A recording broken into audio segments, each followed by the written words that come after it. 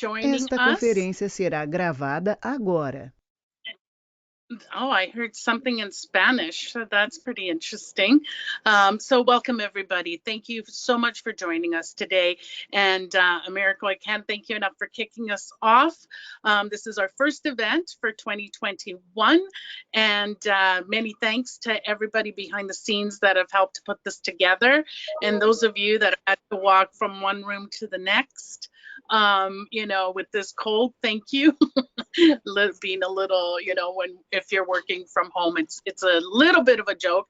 But Chris, I did see in the chat that you actually are walking from outside. So thank you so much for joining us. All right, so as I welcome you all, I know that you all want to get to the session. The only thing I ask is that there was a little bit of miscommunication.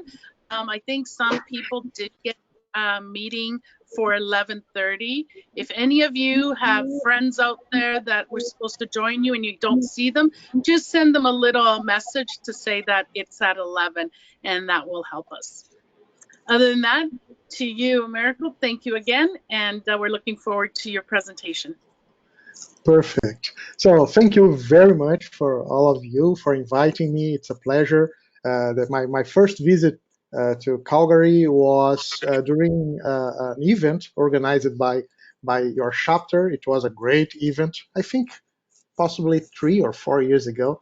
It's a shame that we can't we can't meet in person at this moment, but for sure we're going to have a new chance to do that very, very soon. I hope so. I'm missing my trips, so I hope we can do that. So anyway, thank you very much again for the invitation. Thank you very much for all of you that are connecting today. Feel free to ask questions and to interact. It will be my pleasure to share with you some ideas, some thoughts, some insights, and anything that I can contribute. It will be you know, a great opportunity for us to learn, right?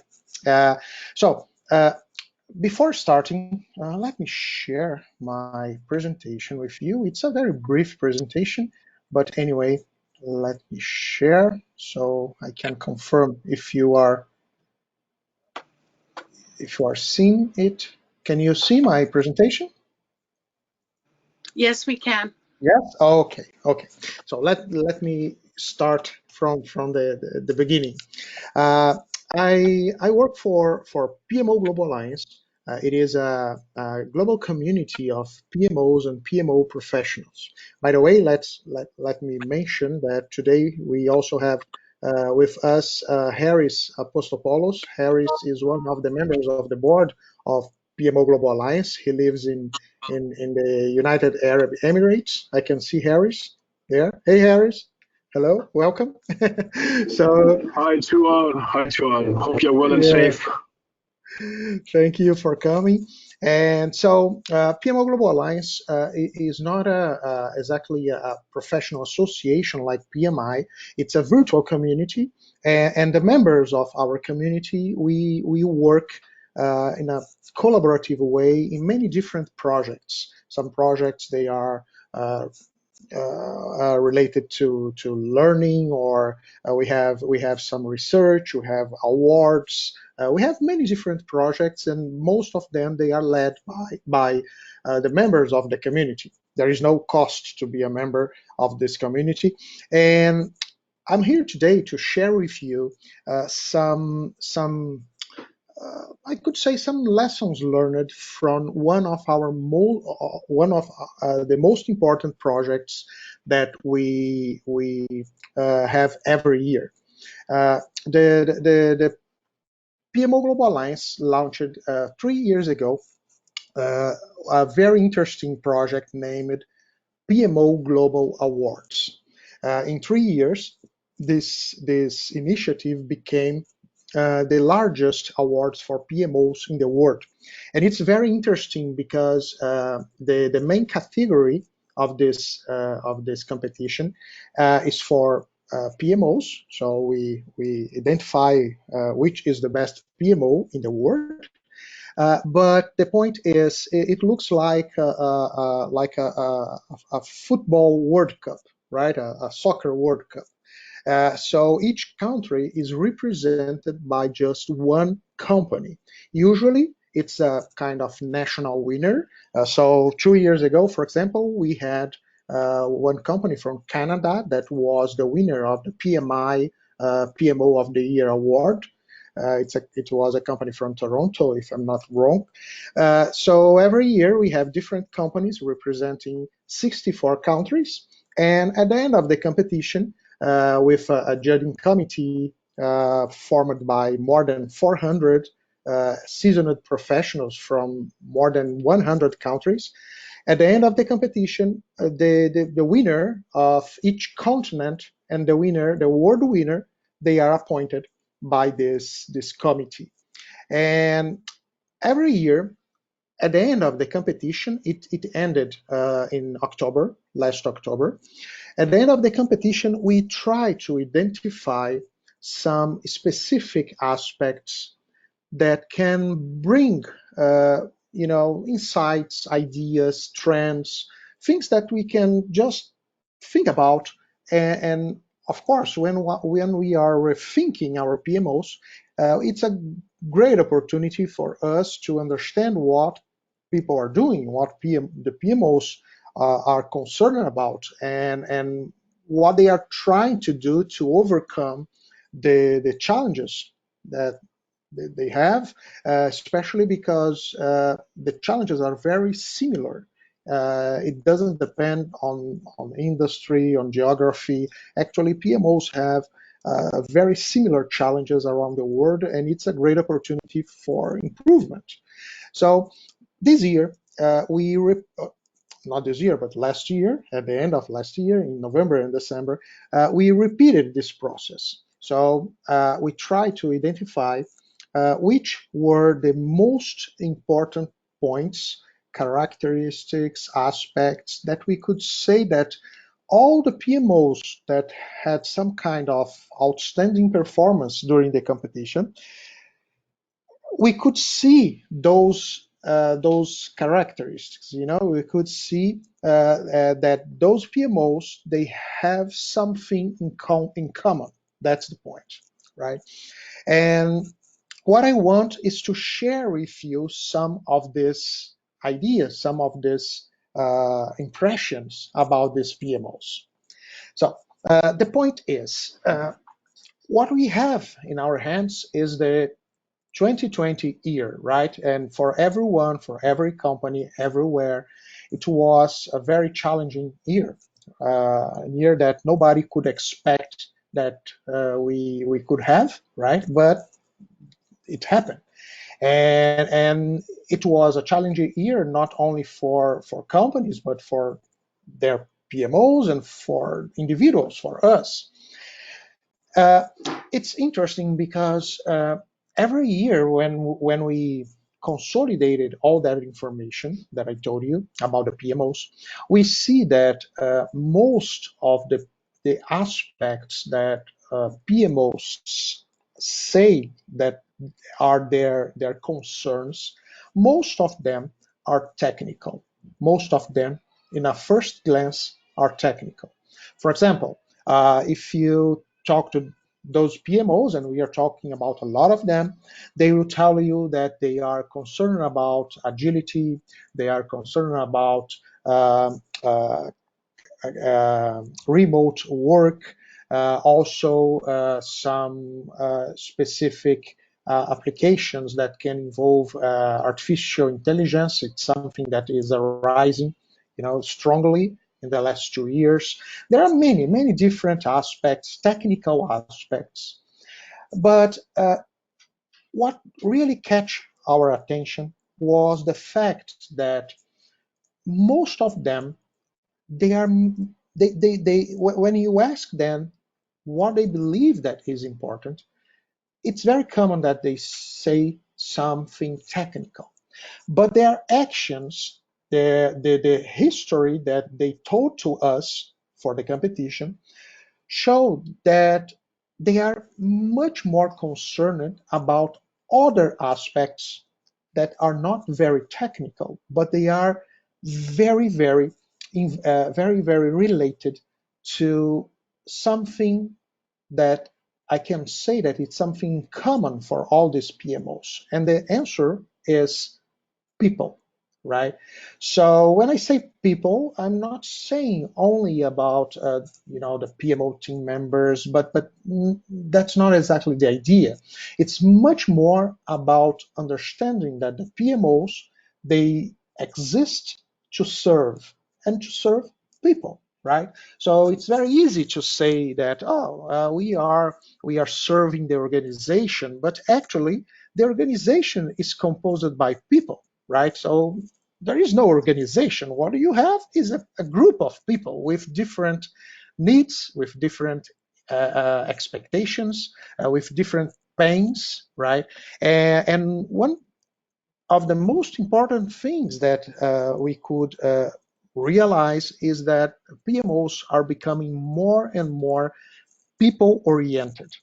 In a very recent past, we could see PMOs very focused on technical stuff, right? So the most important thing for most of these leaders was the idea that we have to deliver the best technical solutions in terms of project management. But maybe the last year made most of them change their minds because they realized that what is really important is to satisfy, to deliver what these people are expecting. Technical stuff is important, but it's not the end. It's not the objective. It's the way that you can, deliver what you have to deliver, what you have to do.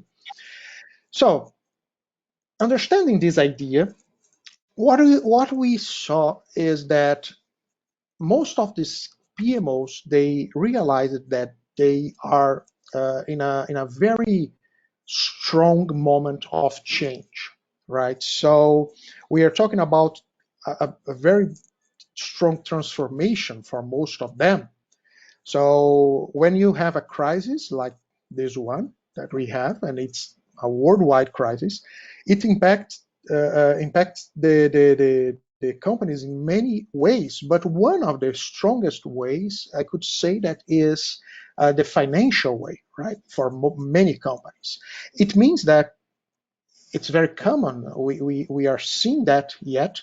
We have many companies trying to cut costs, and trying to be more effective, spending less money, and the way that it impacts the PMO is something very strong because the PMO is a great way to reduce costs if the PMO is not generating value for the organization.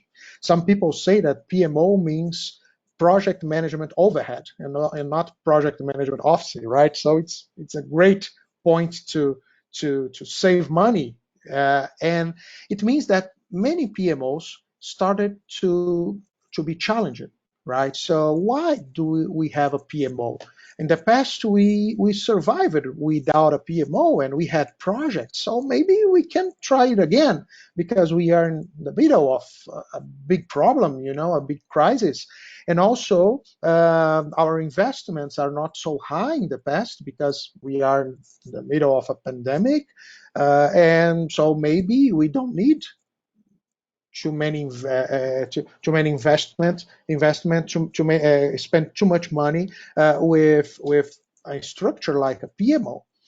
And when you have this idea, and it's something that we saw in many different PMOs, including PMOs that had a very good performance in our competition in 2019, right? So 2 years ago, before the pandemic, even these PMOs, they were challenged last year.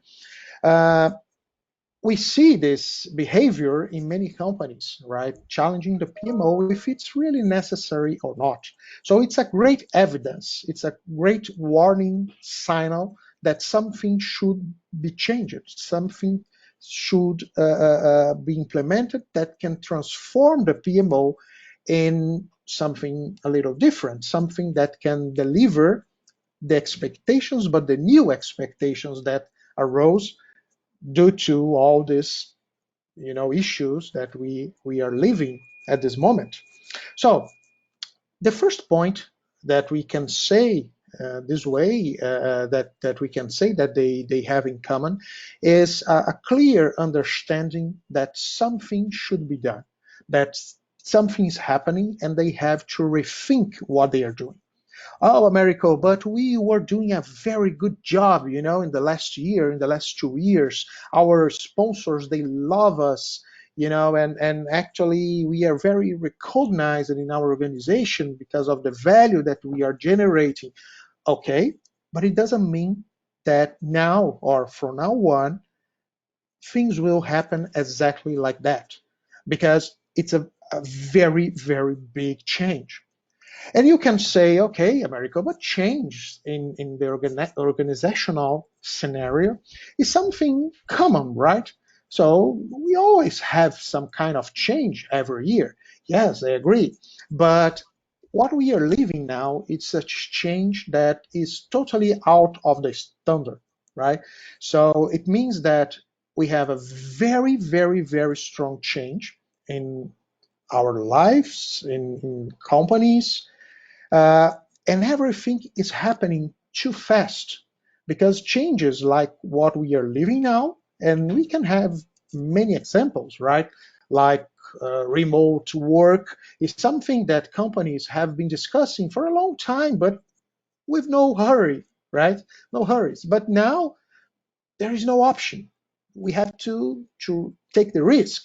So changes like what we are living, what the PMOs are living at this moment, usually they take a little more time, right? A couple of years maybe, but everything is happening now at the same time, and the change is in front of us. We have to deal with it, and it bring to us the idea of maybe we have two ways. We have the old way to run a PMO, and we have the new way, right? From now on, maybe for the next decade. I don't know if we don't have any other pandemic in the next years. But the point is, the old way, as I told you, was something that uh, it was very clear to us in the past years that PMOs were very focused on technique, project management techniques and practices. And now this focus is being switched to people, right? Uh, in, so PMOs are understanding that only a very good technical job, a very good technical approach, is not enough for them to survive and thrive, right? So of course, it's part of the game, right? It's something that you have to consider, but the focus is delivering benefits to people. So they have to understand why you are doing what you are doing and what you are delivering in terms of benefits, in terms of results that will make some kind of change in their lives, right? And I'm talking about executives, I'm talking about middle managers, I'm talking about team members, because all of them, in some way, they are customers of a PMO because you are serving them. I usually say that this group of people, they are the PMO stakeholders, and the way that you have to identify them is if there is someone judging what you are doing, right? Because they are being served by you as a PMO, it means that this person is a stakeholder of your PMO, right? And of course, we have different levels in terms of relevance of each stakeholder or each group of stakeholder, but it is something that you have to understand and to map, right?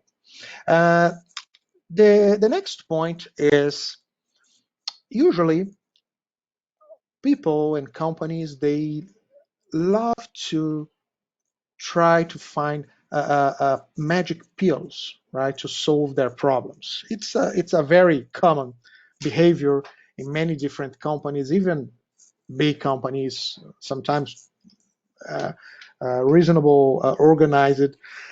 So magic pills are something that people love. The problem, you know, that is there are no magic pills, right? But anyway, people still try to look for them, especially in times of crisis.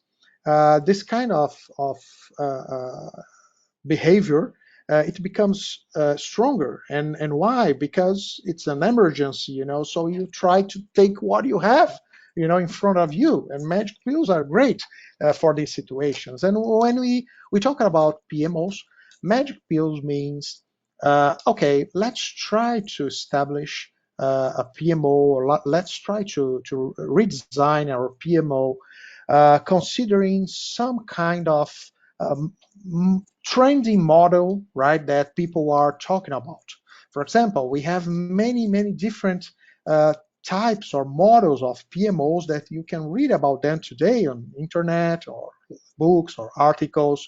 You have maybe the agile PMO, you have the change management PMO, you have the strategic PMO, you have all the alphabet, right? Possibly you're going to have different types of PMOs, the value management PMO.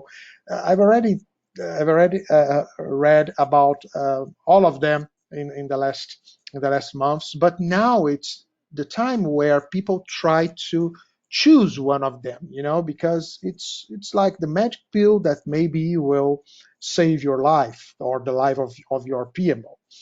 And that's exactly the problem.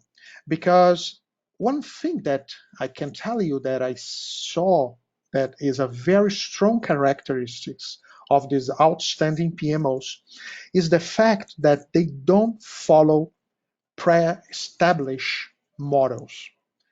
They try to create their own solution, right? So what I'm saying is, at the end of the day, if your PMO is an agile PMO or strategic PMO or I don't know, consultant PMO, it doesn't matter. What really matters is if you are delivering what people expect. It means that at the end of the day, you can realize that you are possibly a little of each of these models that are suggested by authors and, you know, speakers or and other experts. But it's possible too that you realize that your PMO is totally different from all these models, and it's not a problem. Because what would be a problem is if you are doing something that is not able to deliver what people expect, what your customers, what your stakeholders expect in terms of benefits. So that's something very important because it it makes everything, you know, like upside down. Because in the past, it was very common that the experts come with the most trendy PMO model that we have at this moment. For example, the tantric PMO, right? And say, oh, this is the solution. You know, now we discovered the solution. So let's implement the tantric PMO. And we will do that. And after a couple of years, maybe we're going to try something different. But most of these successful PMOs, they are much more concerned about the idea of creating a PMO that can fit the needs right now at this moment. Let me give you an example. We had a real PMO in the competition this year that before the pandemic, they were very oriented to the strategic issues. So they had a very interesting process to manage, to support portfolio management. So they were responsible for a portfolio. It was a telecommunication company. They were responsible for a portfolio for the next 10 years, right? And they had a very nice map, with all the portfolio for the next 10 years. And the executives felt that it was something very important for them. So they were very happy with what the PMO was doing. But after the beginning of the pandemic, the executives, actually the president, if I'm not wrong, the president called the PMO director and said, hey, you know that we are, in the middle of a big crisis, financial crisis in our organization. So at this moment, what we need from the PMO is not this, this view of the portfolio for the next 10 years. It's nice, but it's not what we need. What we need now is that the PMO can focus on the control of time and budget and ensure that the current projects can be delivered. Because, we don't have enough resources, we don't have money, things are really difficult. So we need the support of the PMO in this specific way, right? And there is two ways to deal with this. The first one is think, oh no, but the PMO should not do this kind of thing. What the PMO should do is invest some time, to improve the portfolio for the next 10 years, because that's the value of our PMO. So let's imagine that one month later, right, the president called the director again and say, hey, could you show me what you are doing? And the director will say, oh, sure, let me show you. Now we have an improved map of the portfolio, not for the next 10 years, but the next 15 years, right? And we have more details, more information. It's very possible that the executive will look to this director, this PMO director, and say, hey, that's not what I need. In 10 years, we will be dead, right? What we need now is take care of our current projects, because that's our challenge at this moment. And possibly the director could say, oh, but it's very operational. Yes, it is. But that's what we need at this moment. So what I'm saying is, when you are people oriented, right, you will be able to understand that you have to be open to this kind of changes. And this kind of changes, they are sometimes they are very painful for the PMO leadership, because they feel that they are doing what they like, what they believe that is the best thing to be done, right? Sometimes they are good on what they are doing. But the point is, you are a service provider. You are providing services for your customers, and the needs of your customers have changed. So if you don't adapt, if you don't provide a different service, a different product, what will happen is that these people will not see the value of what you are doing, because you are delivering results that are not the results that they really need at the end of the day. So the characteristic in common in these outstanding PMOs is they are open-minded, right? They understood clearly what was happening in the scenario, and I could say that they haven't hesitated in change, right, themselves, and try something different, even something that it's not the coolest thing that they could do, right? But actually, it's what you have to do now, right? Because that's what your customers, your organization need at this moment. So this is a very important point. The next one is exactly about, it's a consequence of this idea, that is, you don't need to be like other PMOs, right? So you don't need to classify your PMO in some specific way. You can create, as I said, your own solution, and you can be different. And there is a very important point, because you can say, okay, Americo, so let's change, let's transform our PMO, let's rethink it, let's create something different. And okay, so from now on, everything will be okay, right? No, because the most important characteristic is not the change, but is the ability to change every time you see that it's needed. So what I'm saying is, perhaps you will see that in, I don't know, 6 months you have to change again, right? And in 1 year, again. So what I'm saying is, when you are a service provider and you understand that you have customers with different needs, you are always mapping what's happening with them. You are always mapping what they need. And every time that you realize that there was some kind of significant change, it can be a global economic change, it can be a strategic change in your company, it can be a structural change. For example, there was a merge, right, between two companies, or possibly your executive has changed. So all these ideas, they are very good reasons for you to rethink your PMO and eventually change what you are doing. There is nothing wrong with that, right? So that's a very interesting point to be considered. And the question is, okay, Americo, but how can we see that? And I asked this for some of these companies. How did you perceive it? What was happening, right? How have you seen that was the time of change for your PMO?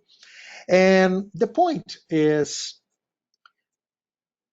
we have to generate value, right, for our stakeholders. That's something very strong for many of you. I believe that you agree with that. We have to generate value for our stakeholders, for our organization. But when we talk about value, the first thing that comes to our mind is money, right? So we have to generate more money for the company, or maybe we have to save money for the company. However, it's not something so easy to be proven, right? And why? Because the PMO is not the end. The PMO is not the business. The PMO is supporting projects, and usually the projects are not the business too, and the projects will improve the business. So what I'm saying is, the distance between the PMO, what the PMO is doing, and the business usually is really long, right? So it means that it's very difficult to say, oh, if I invest $1 in the PMO, it will return $5 in the business. It would be, you know, actually awesome if we could do that, but there is no way. So the point is, based on some studies, we realized that one of the most important factors that make PMOs survive, when I say survive, means not to be challenged all the time, right? And perhaps shut down. So one of the most important things is being perceived of something of value. So what I'm saying is that there is a new concept, right? Perception of value. So we have the value of something, and we have the value that you perceive. Perception of value, the measurement is not money, it's a feeling, right? It's a feeling. Is that feeling that at the end of the day, you can go to your executive and say, hey, what do you think about the PMO? And possibly he or she will say, I think it's good. I think it's something valuable for us. And even if you ask, okay, but why? Possibly he or she will not be able to tell you exactly why, but he feels that, that it's something valuable. And that what makes the difference. That what makes the difference. If you try to create a parallel with other types of business, companies, you will see that it's the same situation that we have in terms of consumer behavior, right, or customer behavior, because sometimes people just feel that something that they are consuming is good, and it's enough for them to support it, to spend money with it, to continue working with it, and much of this behavior is something that can be applied to what we are doing in PMOs. Because again, we are serving people, we are delivering benefits, we are delivering results for them. And if it make them feel that we are taking care of them in some way, right? So their pains are not so strong as in the past. It will be enough for most of them to support what you are doing.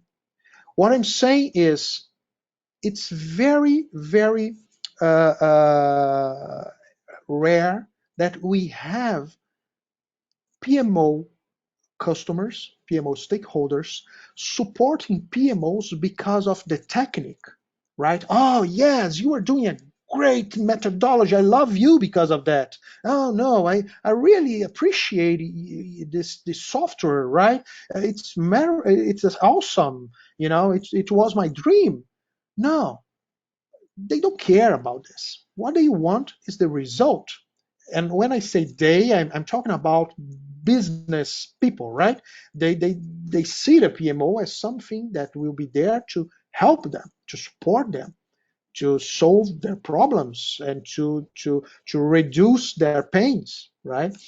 And that's a very, very important point, right? So now, what we see, because we are talking about this people-oriented approach, what we see is a switch to the idea of people, they have to realize the value of what we are doing. So if we are doing something technically perfect, right?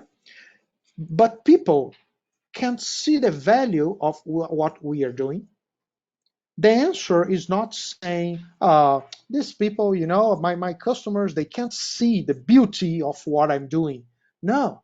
If they can't see the beauty of what you are doing, there are two options. The first option is it's because they don't need it. They don't need the results that you are delivering. It's not their priority. Or possibly they need it, but they are not mature enough to realize that. Have you ever heard about a model named Johari window, where you have the evolution of the wisdom, and the first stage is you don't know that you don't know, and the second stage is you know that you don't know. So it means that when your customer, your stakeholder, when they don't know that they don't know, it's everything is useless, because what you are providing to them, they can't understand, they can't see why it's important to them. So first I have to move them from the first stage to the second stage, so they have to realize that what you are doing is important for them, you know so uh, and it brings us to another important point that we saw in common in these companies, in these PMOs, the competitors, is the fact that they respect the maturity of their stakeholders. What I'm saying is your PMO stakeholders or customers, they are like, their evolution in terms of maturity is very similar to a human being, because sometimes you are dealing with children. Sometimes you are dealing with teenagers. Sometimes you are dealing with adults. So if you are dealing with a child in terms of maturity and project management, what I'm saying is this child can't see the value of what you are providing, you know? And possibly if you push too much, the resistances will arise. Okay, if you offer to a, I don't know, 8-year-old, right, child, two possibilities, right, a Ferrari, a toy, a remote control Ferrari, and a real Ferrari with the key, right? I believe, but well, today we have many crazy things, but usually the child will prefer the toy, right? But of course, we know that the value of a real Ferrari is much higher. But this child can't understand this value yet, right? Because the maturity is too low. So what I'm saying is you have to work with this. You have to improve the maturity of your customers because they will see the value of what you are doing easily with this. Okay, and also you have to understand that there is a timing for this evolution. You can push a little, but not so much, because the company, the organization, and your customers, your stakeholders, they need to be able to absorb what you are doing, right? So that's the point. You have to ask yourself if you are pushing too much and saying that they can't see the value of what I'm doing because they, I don't know, they don't want. But it's very common that people can see the value of what you are doing, not because they don't want to see, but because they can't see, right? So you can provide something that they don't need, it's a problem, or you can provide something that you know because you are the expert, you know that they need, but they can't see it yet, right? So that's another very important point that I see. Let me see the time. Okay. So if you do that, you're gonna have people happy, happy, right? So the happiness formula is exactly a comparison between what you are doing, the reality, it's what you are doing, and the expectations. So if you divide expectations by if you divide the reality of what you are doing by the expectations, for example, you are doing 100 and the expectations are 200. I'm sorry, but you have only 50% of happiness, right? So you can say, okay, Americo, but what can I do about that? What you can do is you can adapt your reality. You can change what you are doing in your PMO to make it meet expectations. And this way, you're going to create perception of value, and people will see that what you are doing is something really valuable for them and for the organization. And don't forget the culture. That's another point. One thing that most of the PMOs they discussed a lot during their presentations in the competition was the question, the issue of the company culture. We know that companies are very different in terms of industries in business, but the fact is one of the most important points, more than industry and and different business, is the fact of the culture of the company is something that really matter, right? So sometimes we have two companies in the same industry and they are different, and not because they are in different industries, because they aren't, but because the culture is different. One is a global company, the other one is a company that has a owner, just one owner. It's a family company, for example. We have a government with a total different culture, right? We have NGOs, so there are many different cultures around the world, and again, you can't push too much, right? Culture is something that change over time, so you have to adapt, right? So the responsibility to make your customer, your stakeholder happy, satisfied, is not, it doesn't belong to your stakeholder. It belongs to you. You have to do this. You are responsible for that, right? So you have to adapt, right? And don't expect that people will adapt just to make you happy as a PMO. And at the end of this analysis, we try to find just one word that could say to us what is the most important key to a successful PMO, right? And before telling you the word, I would like to hear from you. What do you think that is the keyword to make a PMO successful? In just one word, right? You can say a characteristic, you can say a technique, you can say what you want, but just one word is the keyword to make a PMO successful. Could you answer this question in the chat for me, please?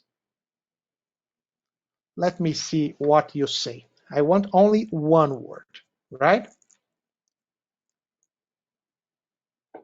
Good. We have flexible, dynamic, adaptable, responsive, adaptability.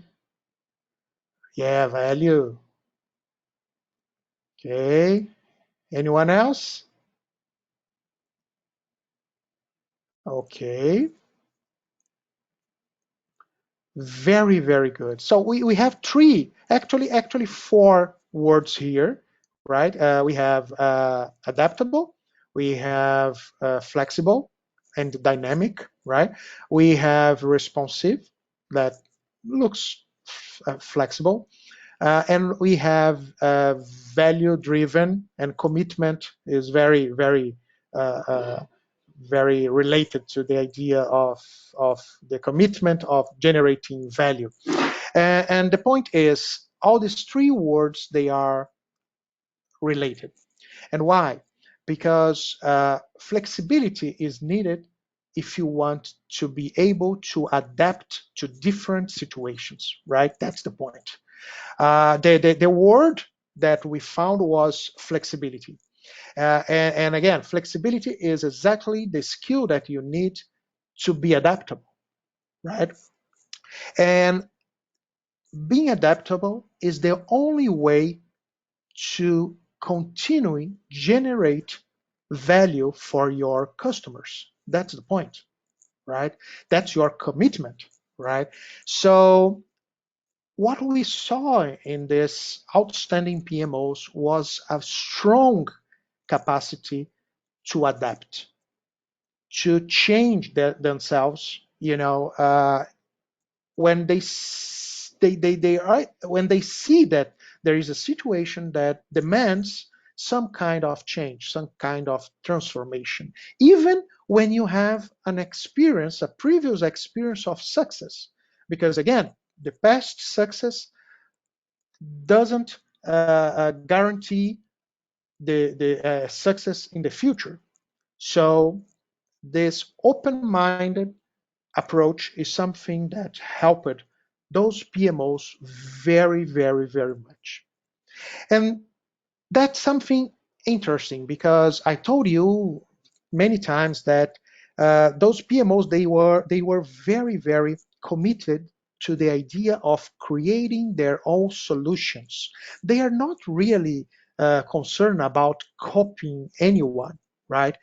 And that's something interesting, because imagine someone that watched the videos, for example, from these competitors, and you can do that.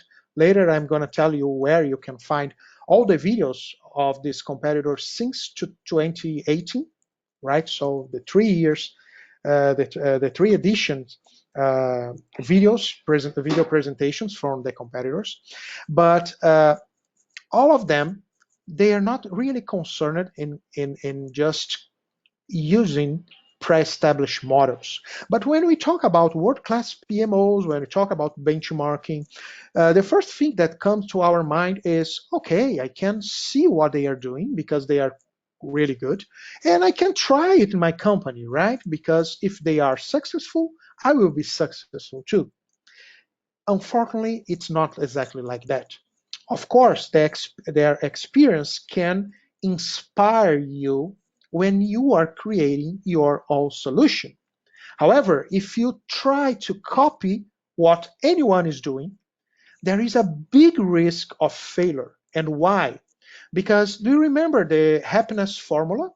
Reality divided by expectations, right? If you try to copy some reality that you saw that it's good in that company, it doesn't mean that when you divide it by your expectations, the expectations of your customers, this number will be equal or above 100%, because the reality that is good for them possibly will not be the reality of a PMO that will be good for you. So what I'm saying is never copy, right? Just try to be inspired by the successful experiences, especially because when we talk about PMOs, if there is a secret, if there is a truth about PMOs, is that there is no right answer, there is no wrong answer. All the very serious research that we see about PMOs show a very big diversity. So we have some practices that work very well in one PMO and they are a complete failure in another PMO. And why?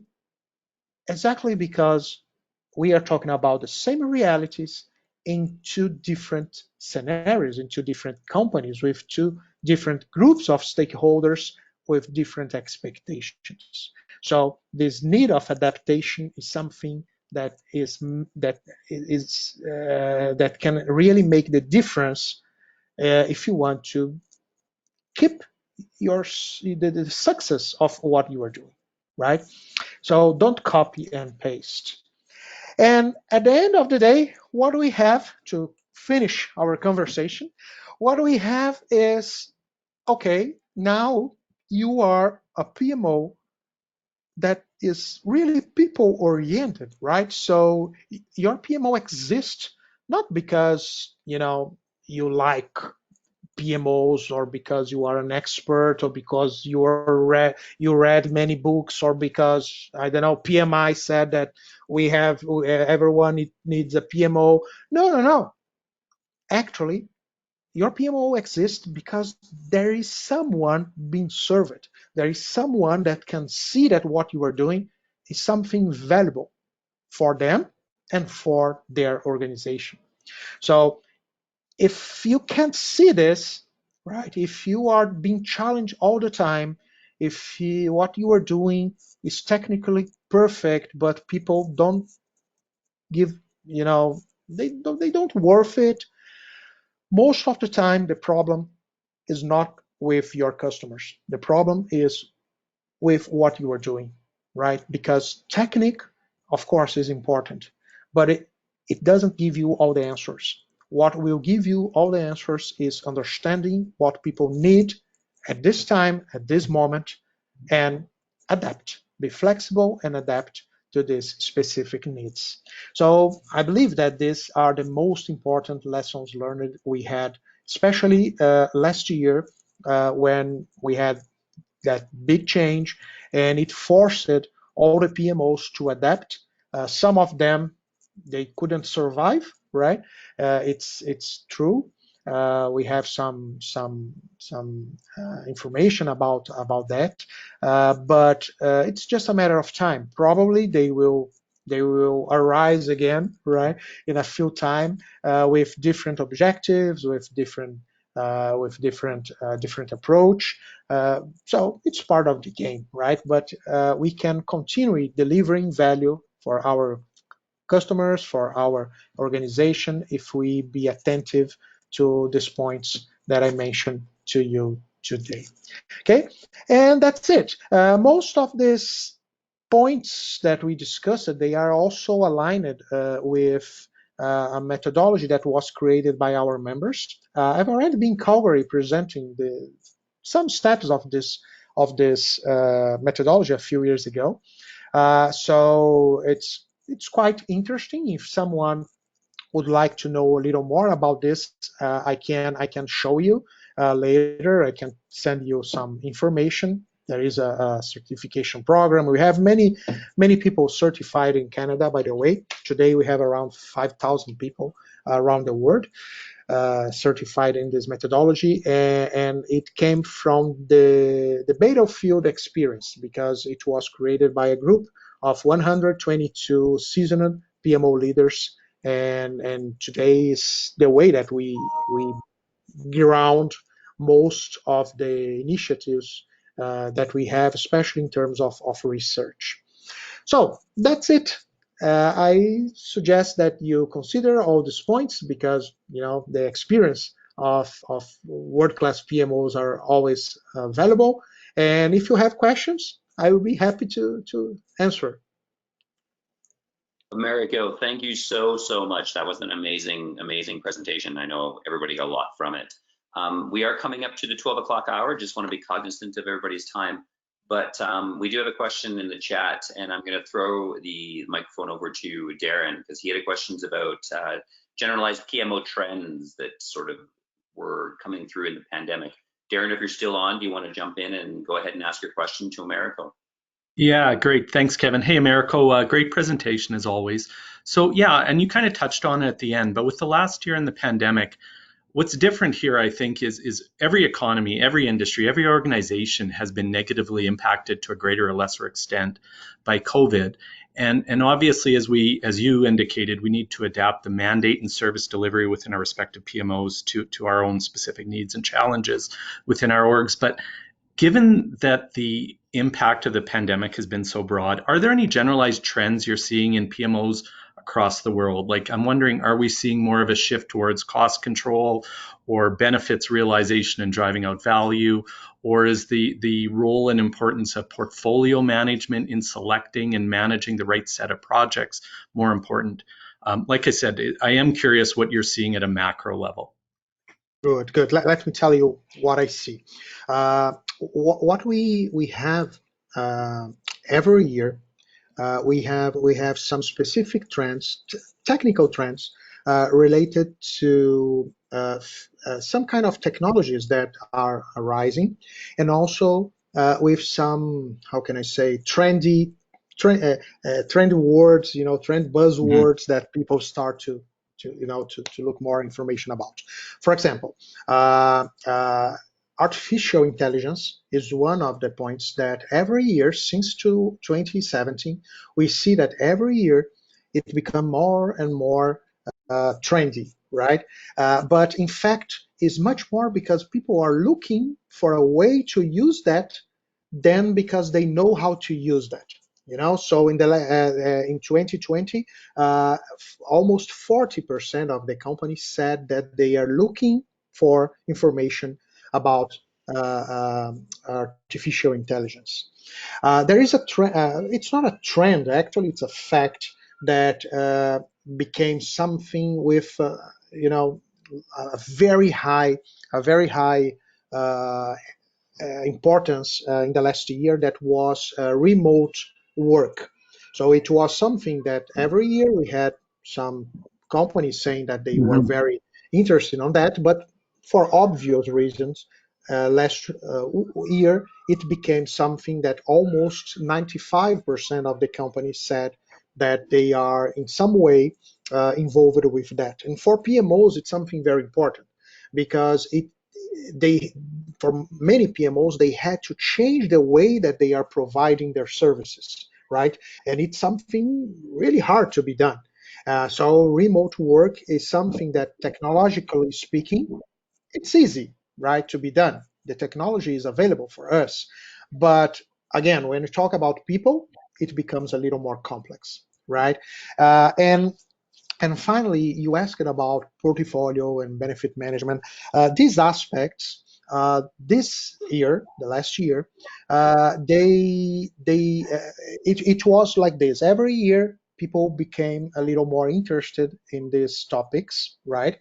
But last year, we realized a kind of stagnation, so the numbers didn't increase.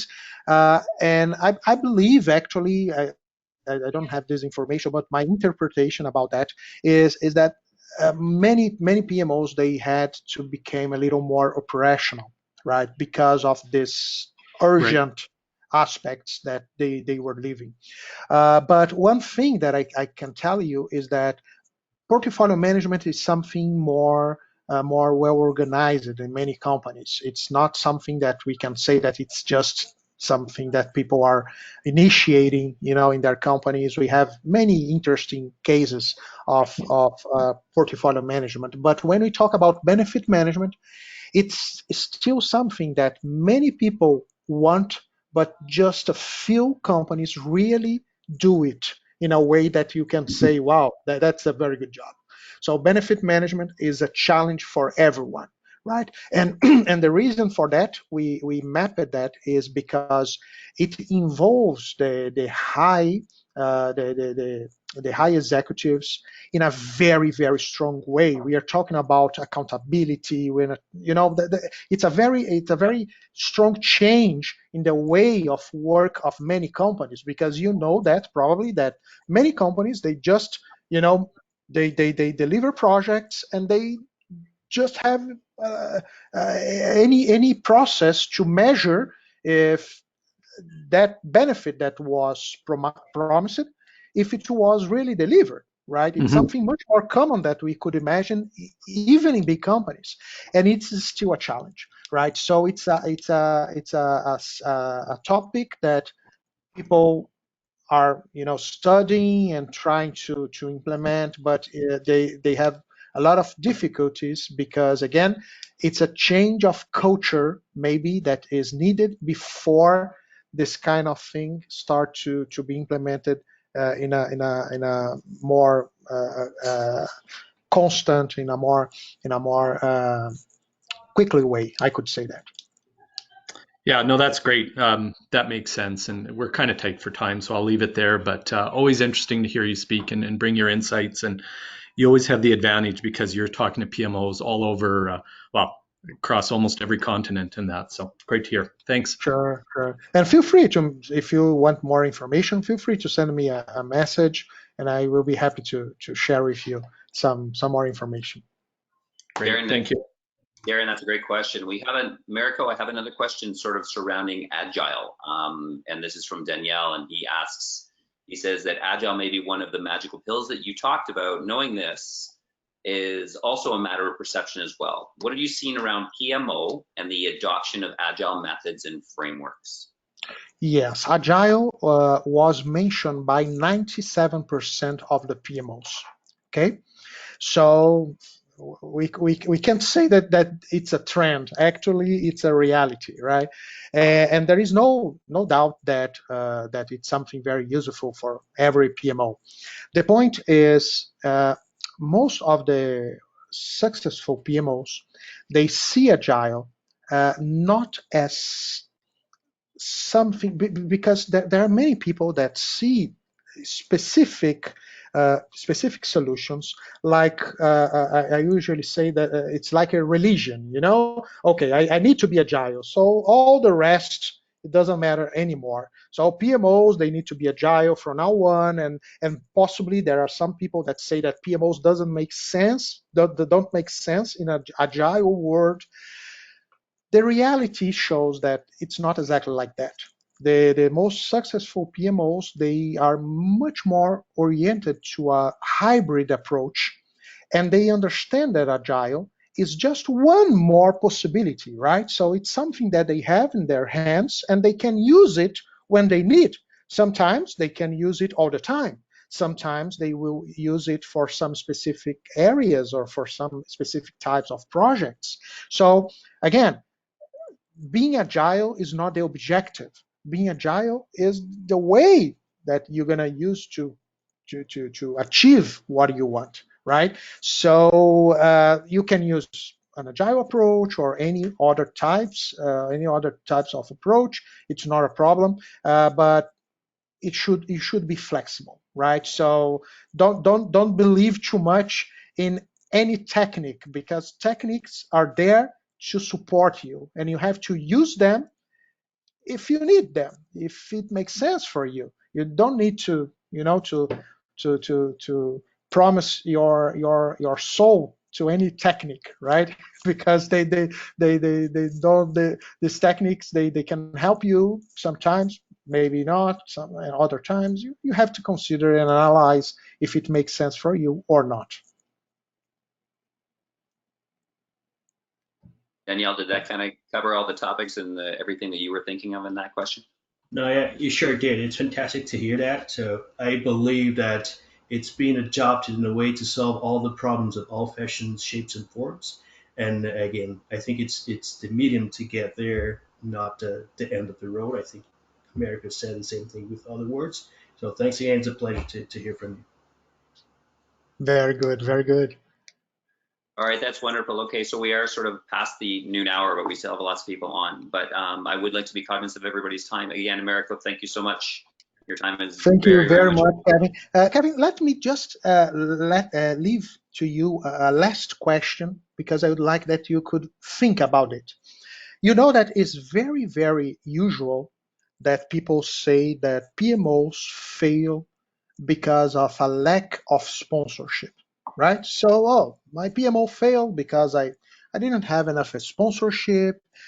So if you take some books, you see lack of sponsorship between the most important reasons for PMO failure.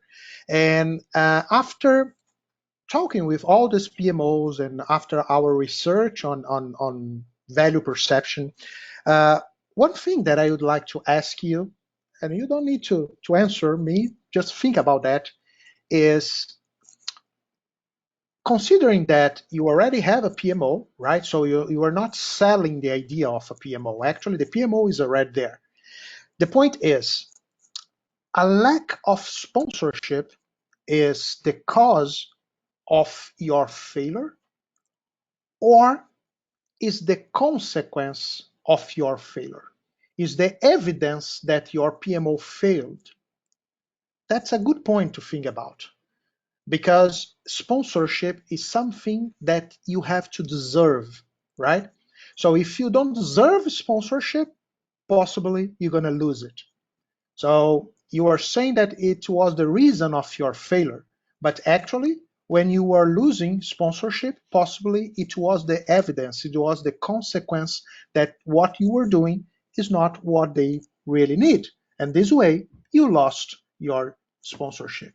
So it can be much more a consequence than the cause of your failure. So think about that. It's a good way to to close our discussion today. You're leaving everybody with a great big question. So now everybody's going to they have homework now to get back to you on this. So this is great. So I will pass it over to Candida. If you don't want to just say some parting remarks for us, Candida, that would be fantastic. Sure, thank you. Oh, Candida, you need to unmute yourself.